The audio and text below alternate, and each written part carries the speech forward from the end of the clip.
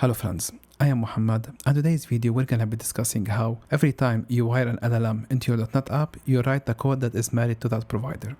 OpenAI SDK has its own types and method names. Azure OpenAI has different ones, and Anthropic Claude has a completely different client.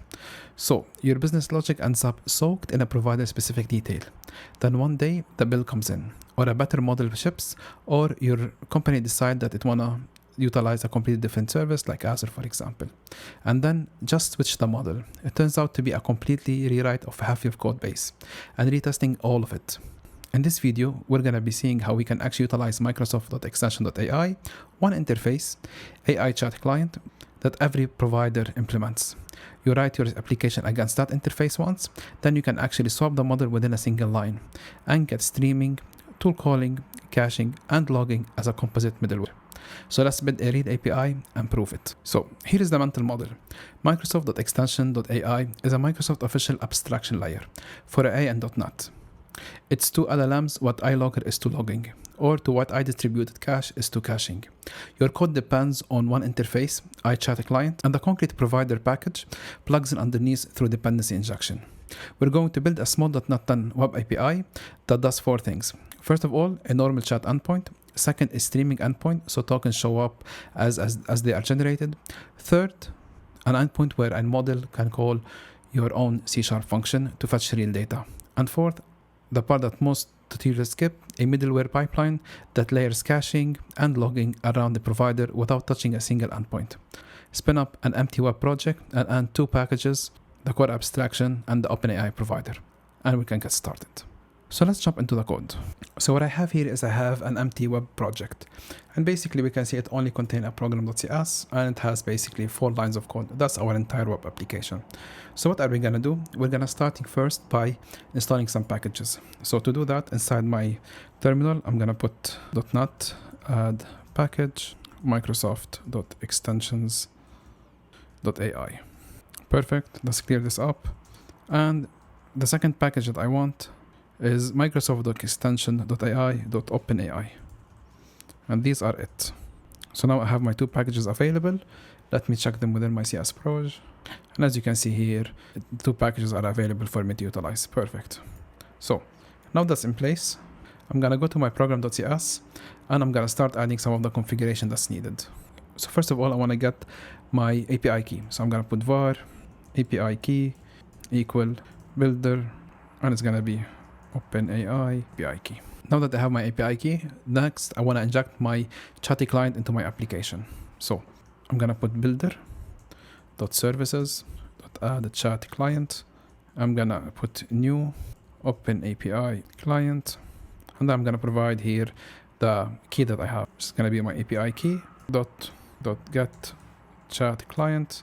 And here I'm going to specify the model that I want to use. And for this, I'm going to use a very low cost model, which is going to be ChatGPT 4o mini, 4o-mini.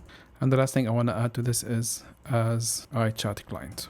And that's about it. So here what I have done is basically I have injected my chat client into my dependency injection. I provided a new API key for my OpenAI client. And then I specified the model that I want to use. And I told it that it needs to be compatible with the IChatClient. So that's all I did within the current section. Next, because I'm going to be relying a bit on caching, I need to add the iDistributed cache. So it's going to be also builder.services.add distributed caching. And that's about it.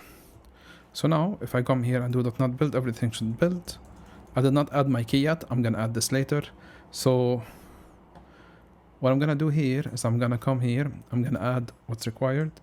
So I'm going to add here my OpenAI, and I'm gonna put my API key. I'm gonna add this off camera, but you can add it whenever you can. You can just go to the console within OpenAI and you can get your key. So for now, I'm just gonna keep it as XX, but off camera, I'll update it to the right key.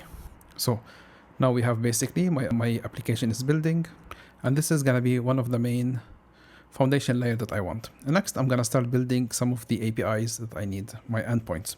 So I'm gonna put app.mapPost, and this is going to be a post request, and this is going to be my chat endpoint that we have discussed, and this is going to be an async. I'm going to take the chat request and I'm going to create this record, and I'm gonna call it request. We don't have the chat request record yet. I'm gonna create it after I create at least the skeleton of this endpoint. And then I'm gonna utilize the IChatClient. I'm gonna call it chat. And then I'm gonna create where my logic's gonna be. And now, before it completes much longer, I'm just gonna go down all the way down. I'm gonna create my new record, chat request, and here we can see it's gonna take only a single message. So now basically I have a post /chat. It's an async. It's gonna have utilized the record chat request where I'm gonna be able to send a message, and it's gonna utilize the @chat_client where basically we have wired it up here into my dependency instruction, so it will be able to utilize this. So now that I have this, it's pretty easy in order for me to build it. So I'm gonna put chat response. It's gonna be response equal await chat dot get response async. I'm gonna pass here the request. This is gonna be request. I'm gonna put here dot message, and this is gonna be my first one. And then all I'm gonna do is I'm gonna return. Next, I wanna return my response. I'm gonna put return results dot okay. I'm gonna put a new object which is gonna be reply equal response dot text. Perfect. So now that I have this is my first endpoint where I'm able to actually have a chat. The second endpoint that I want to build is basically a streaming one. So I don't have to wait until the full processing is done in order before I can start actually getting my response. And it's going to be quite simple to do, specifically using this interface. So I'm going to put app.map_get, because anyway I'm going to be in constant state of actually receiving response.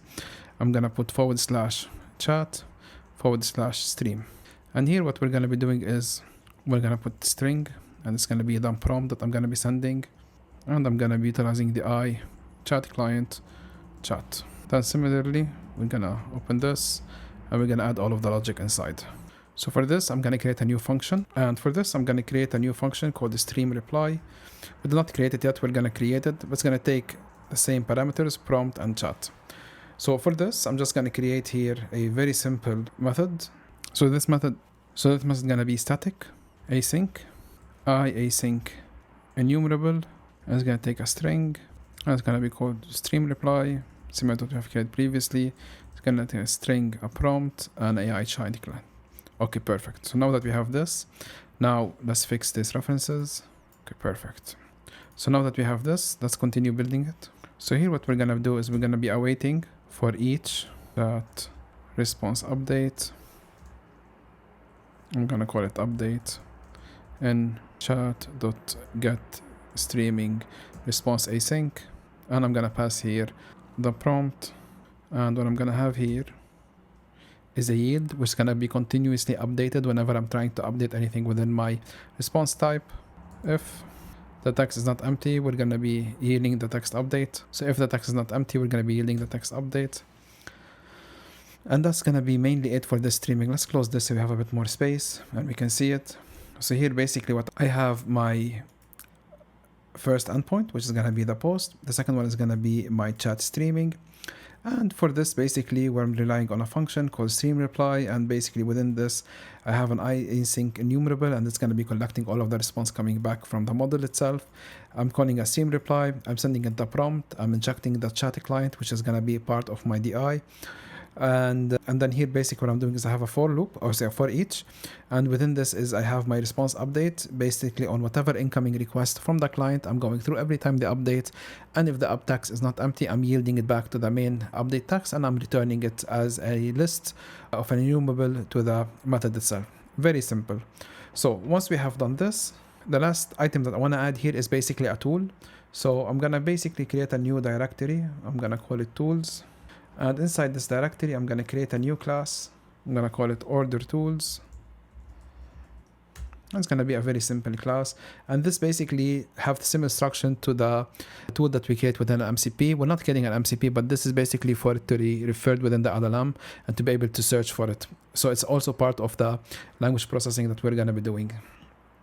So we're going to add the description, and I'm going to give it a random description like get current order information based on an order ID, something like that. I can give it more detail, but I think that should be sufficient. Then I'm going to create a method, public static string get orders status, and it's gonna ask for the order ID, and we can return this order ID with order information, but I need to add more stuff here. So I'm just gonna add here description for the parameter. Let's put in a new line so the LLM will be able to understand what is it. And description is gonna be here the numeric order ID. Okay, perfect. And then what I'm gonna do is I'm gonna add some very simplistic logic. I'm gonna say if order ID equal to, I don't know, 3, I'm gonna return status shipped, else I'm just gonna say the order ID is being prepared. Very simple logic. So based on whatever order number, if it's order ID equal 3, we're gonna say it's shipped, else we're gonna say it's being prepared. So now, how can I actually utilize this order tool? Quite simple. I'm gonna go back to my program.cs and I'm gonna create a new endpoint here. Let's make a bit of space. And within this new endpoint, we're gonna put app map post, and it's gonna be /chat/tools.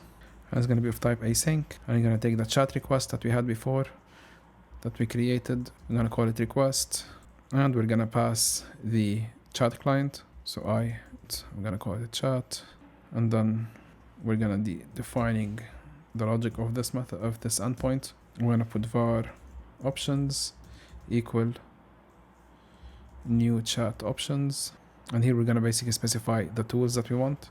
We're gonna put tools. It's gonna be an AIFunctionFactory .create, and it's gonna be get order status, and this is the one that we have, and we're gonna pass the get order status, and we need to make sure we have a semicolon here.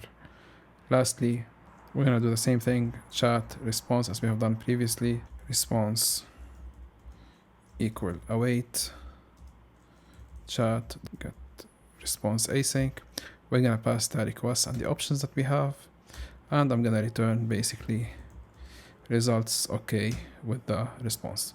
Quite simple, easy to do, and these are all the endpoints that we want. And if you think properly here, and if you check what we have done so far, we have only basically attached here, we have utilized the OpenAI key.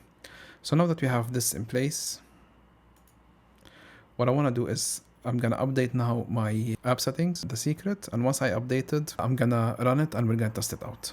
So now that I have updated my client, I'm just gonna put .NET run, and I also updated my key.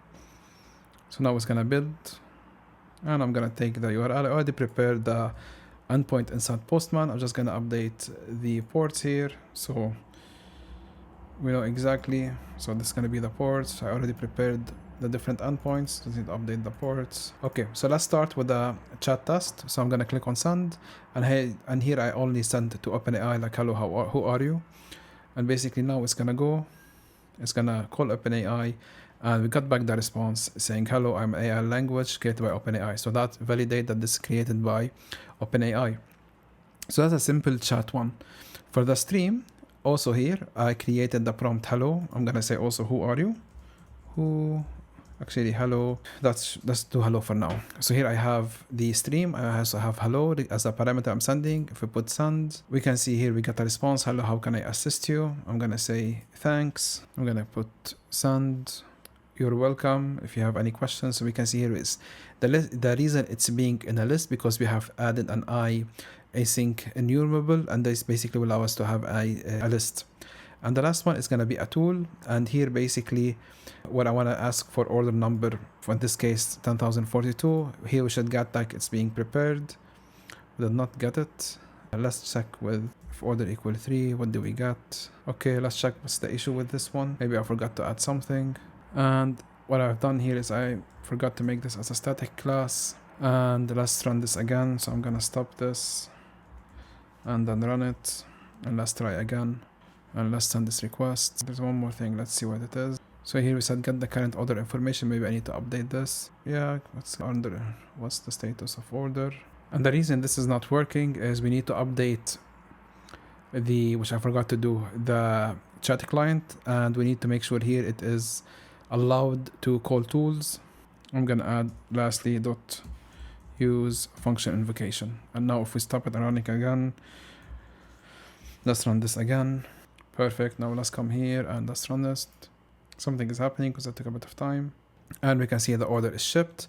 So if I change here to, let's say, 2, or the original one, 1042, we should basically being prepared. Okay, perfect. I'm just gonna put order 1, for example, and see. Perfect. So here I can see is I have my 3 endpoints. All of them are running, all of them are functioning, and all of them are depending on OpenAI. So now let's see how easy it is to shift from OpenAI to Groq. And we're gonna be seeing how we can do that very easily. So to do this, I'm gonna go back here, stop my application from running, and I'm gonna comment out these. And we're gonna be seeing how we can actually create them with Groq.